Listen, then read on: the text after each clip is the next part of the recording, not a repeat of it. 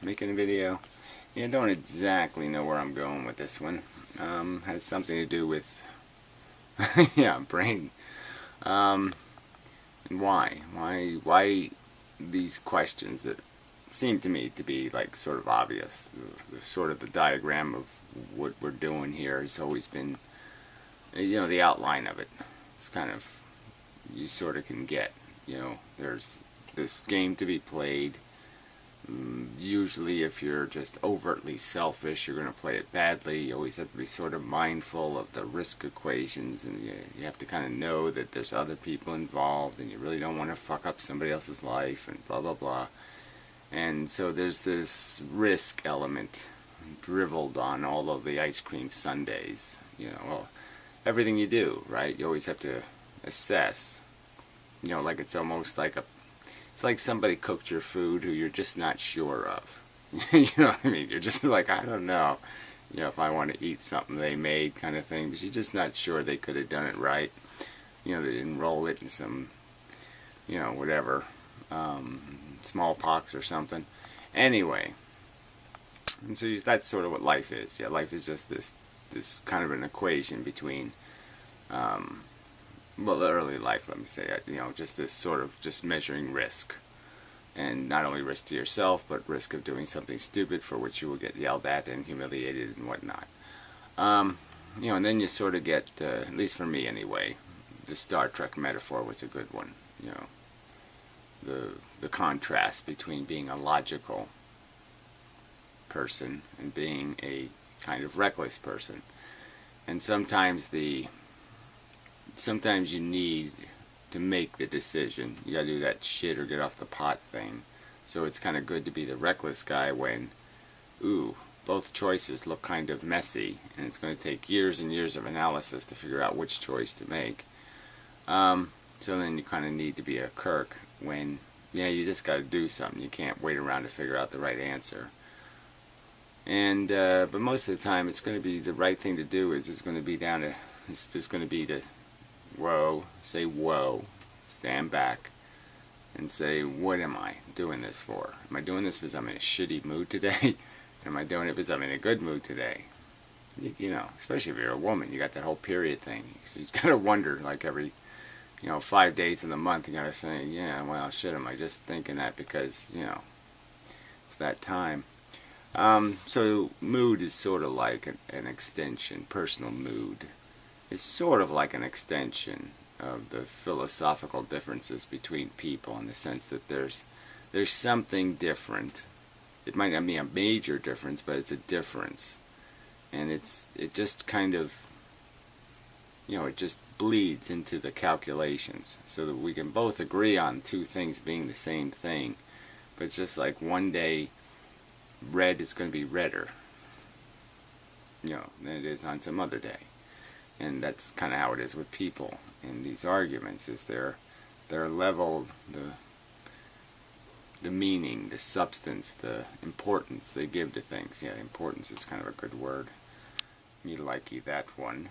I wrote down some stuff, but I don't know where I put it. I thought it was on this piece of paper, but this piece of paper doesn't seem to have much written on it. So yeah, we're sort of bleeding into this free will conversation. And the fact that our will does change day to day. How a problem is given to us, just how you even word a sentence sometimes will decide how you'll answer the sentence. Just change the wording a little bit and you'll have a different answer, even though the questions sound like they're asking the same thing. They're not the same based on how you reflexively react to the word. What order, what filter it goes through. So yeah, and that's really all we are, is a package of that. So I won't go through there is no such thing as a free thing or a will thing. There's just this ordering of priorities, importances. Yeah, so on that subject, I guess I could go to a video clip.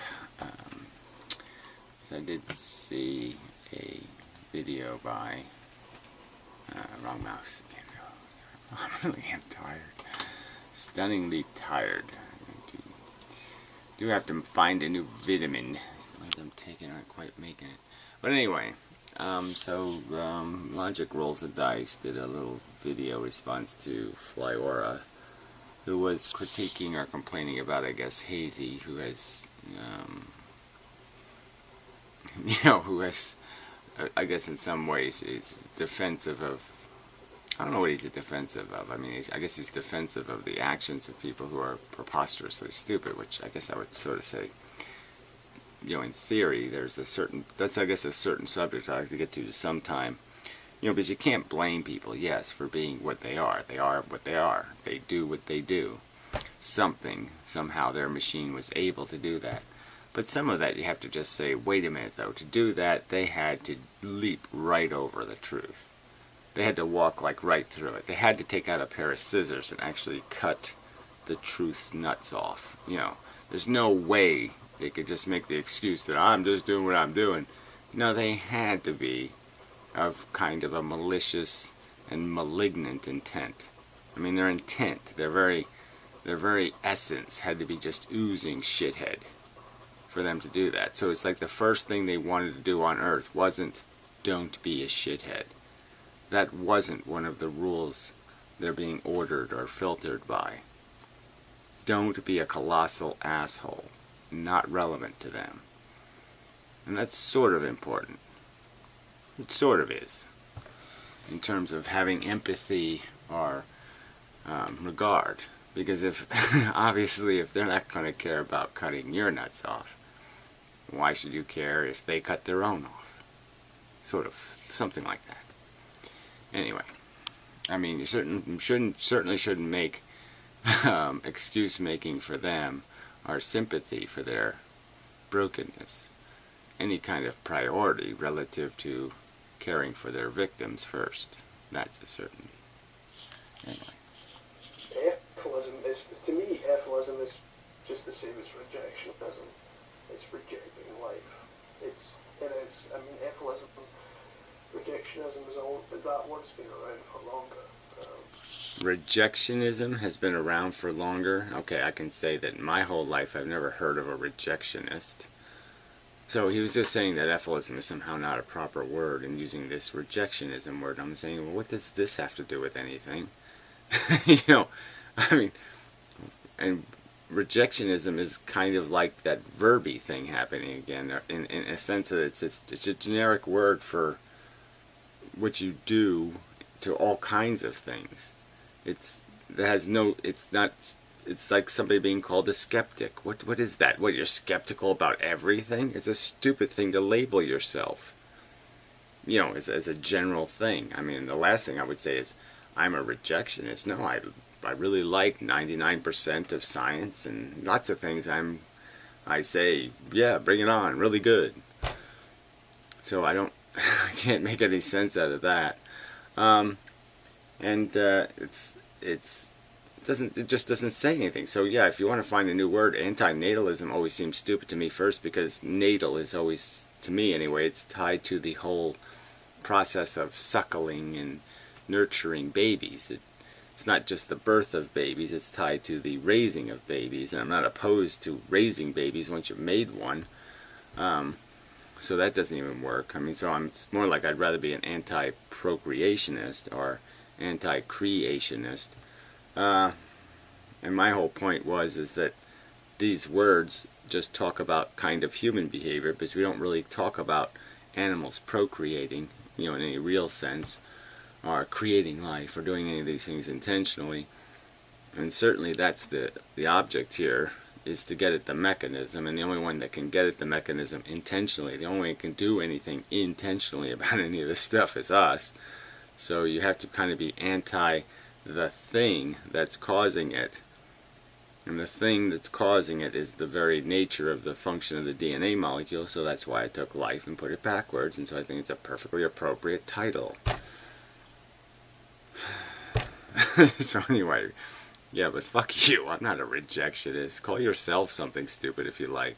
I mean, come up with your own stupid name if you want, but until you come up with a better name than that, yeah, I'm not doing that. Yeah, fuck you. Stupid. Unnecessary.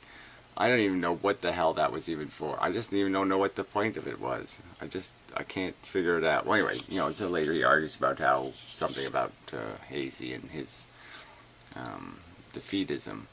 Or whatever you might want to call it. But it seems like a lot of people go through these stages. I go through them. Sometimes it all seems like a hard burden for nothing. And other times you just start thinking about how if nobody does anything, then nothing gets done. And so that's a real issue. Somebody's got to do it, kind of thing. And there's just doesn't look like a whole somebody else, a whole army of something else isn't going to do it. So this is one of those circumstances where logically you have to add it up. You have to do the math and have to say, well, there's no soldiers in the army, so I guess I have to sign up because I think the war needs to be fought. That kind of thing. So anyway, I don't know if there's much else I wanted to get to.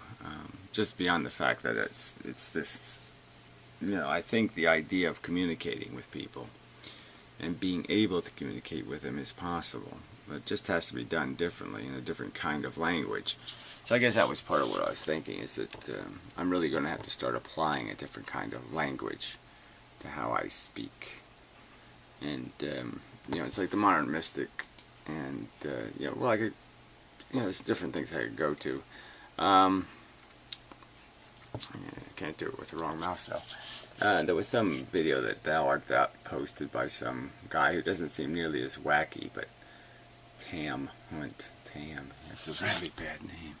But anyway, so he was giving some sort of presentation. They got sort of to the hard problem and just were talking a little bit about how consciousness functions. And some of that wasn't too bad, but the questions from the audience were all the loop-de-doo, quantum, bring up quantum eraser in the circumstance of human personality or human identity or human thought just seems so ridiculous. And you're just saying, well, wow, that narrative should be really easy to break that kind of silly narrative. But it's just, the world is just so full of nonsense and mush. So anyway, the modern mystic has been doing a couple of these videos from camp, and he's always talking in circles, which is sort of irritating. So the scientists of Oxford University say a world first form of research shows infants may be far more sensitive to pain than adults. Which is just kind of funny. When you read this whole thing, it's just, and then he goes on the subject of the eye. See, I wouldn't just worry too much about this eye thing. It's, it's just understanding the brain thing. It's not like we're not individuals. We are individuals. There's just no doubt about our individuality. We're individual, stupid machines. That's clear. What's programming us is individual circumstances. So, I just don't think I don't think it's rational to think that my consciousness is being generated through some mechanism that has much of anything to do with other people, except that they fill material space and do things, and say things. And I hear what they do and they say, but it's not happening in any other way. So clearly my programming is just unique to this bombardment of circumstances. But it's still a brain, and it's still a brain with an identity. Their brains are still their brains, and that's why they don't work, is because they're their brains. If they were my brain, they would work. And because they're their brains, that's why they're not working. So they need to be impacted and influenced by the environment, me. This piece of the environment needs to influence them with new stimuli that in some way gets their vocabulary fixed so they can actually see the context correctly. So anyway, but this was a whole science thing, and it was just so stupid because the research is juvenile. So yes, it's juvenile research on babies. But they do an MRI where they poke a couple of babies when you read the story. Well, I don't have the story here. Well, maybe I have it here. So you should always use some dramatic imagery to go with all scientific papers, of course. So last year, a review of neonatal pain management intensive care found that although these babies experience an average of 11 painful procedures per day, 60% do not receive any kind of pain medication. So I wonder what they're putting in the category of painful procedures a day. But anyway, when you see what they really did, the brain scans were taken as babies were poked in the bottom of their feet and compared the scans with adults exposed to the same stimulus. The findings were published. Well, they really shouldn't publish findings this silly. So anyway, I mean, it's idiotic to assume you know what pain is made out of based on what kind of picture you see in a brain in the first place. Just because obviously pain is a reflex, and it's a reflex triggered by very specific circumstances. So first it has its own set of neurons, that have to be reached before you'll receive any pain, and they have to be wiggled or triggled or jiggled in just the right way for pain to be of any kind of intense nature. So it's really, the whole thing, your pain network is based on your sensation network, and sensations aren't pain. So the fact that when somebody stimulates you, there's going to be stuff happening in your brain does not mean that stuff is pain. I think this is almost so silly. You're saying, no, scientists didn't do something like this, did they? No. People that went to college did this? Oof. Anyway, so this is just an example of what you're fighting, though, because clearly these people have agendae, and that's why they would do this mush, is because they have agendae. And they don't want to concede to some kind of like logical factors like babies have no use for pain. They have no functional ability to do anything about it. They only have one response to any stimulus, and that is cry or don't cry, fundamentally. And they certainly have no practical ability to change their environment. They can only change the attitude of the person caregiving, and they're so incoherent to anything real. So painful experiences, having pain in experience, through experience, these are things used to condition one's brain. And babies just aren't in an environment where it's useful for them to do any hard conditioning. If they started conditioning themselves to the world based on this closed world of control by mommy, then they would have little hope of doing anything practical once they got into the real world. The real world is where they're going to get conditioned, where it's going to mean something, and that's the world where they're really going to feel it. Then you could just go with all the personal anecdotal evidence, all the observed evidence of, the kids, the 10 million kids who fall down, cut the fuck out of themselves, don't even know anything happened until somebody else says, "You have a cut," and then all of a sudden, hysteria. I mean, come on. Anyway, but this isn't important enough for me to worry about, but I mean, it's just an example of how this agenda thing creeps into all these conversations, and the agenda thing is just made out of the word thing that people have. They have put much higher emphasis on certain concepts and certain expressions, certain like the certain aesthetics, certain ways they think the world is prettier, or more beautiful, and they think it's a beautiful thing when everybody loves the little baby. They have a little thing for the little babies. I might go for kittens, but babies, no chance. Yeah, I'd feed babies to kittens. I really, if a kitten really, really was begging for a baby, I would give it one. I mean, it's almost like a bug, almost. But see just that very expression, the very fact that this thing doesn't make me feel anything except you. That's gross. Is part of the condition difference that allows us to see the world differently. See, because now I can see the world, I can see past that thing, right through it like it's invisible, and I can see the truth and reality and all that kind of crap. And I'm not going to get distracted by this little thing that's going to get my way. Now, if you put kittens on top of like Adolf Hitler's head and you know, Mussolini and all the bad, like even Ronald Reagan had a little kitten and shoulder and he scratched his little head. Yeah, well then this might fuck me up. You know, I might not be able to properly identify things if they have little kittens on them. I don't know why somebody doesn't do that. That should be like a great subliminal thing. Like you wouldn't even have to do it subliminally. Just put kittens. You know, just put kittens in the picture. Like if I was running a political campaign, I just find some excuse to put a little kitten on top of my name. You know, right on top of the last letter or something. Just a little kitten. Hi, I'm a little kitten. Yeah, that's got to be a winner. Yeah, but see, it's cheating. So cheating. See, the word cheating pops in my head. That's cheating, Gary. See, so that's where my will is different than somebody else's will, because as soon as I know, okay, that's cheating, Gary. You know, and I'm like, oh, okay, alright, I won't do it, it's cheating. See, that's the difference between me and somebody who would cheat. Yeah. Anyway, so I do want to do something new and different, and so I'm going to work on that. Gotta do some writing, gotta do this, gotta do that. So I'll get to all this crap. And, all for a new and better world.